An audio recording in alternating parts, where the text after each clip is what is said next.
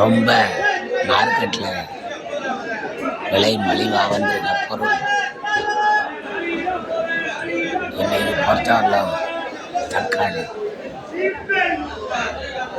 தக்காளி 15 ரூபாய்க்கு வந்துருக்கு.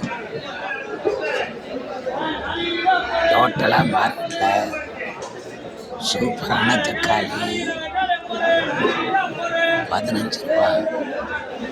15 ரூபா லெவலில் வந்துருக்கு. அடுத்தது ரொம்ப விலை இறங்கியிருக்கு அப்படின்னா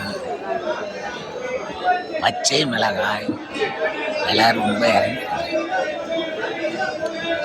பச்சை மிளகாய் பொறுத்தவரை இன்னைக்கு 20 ரூபா, அதிகபட்சமாக 20 ரூபா விற்கிது.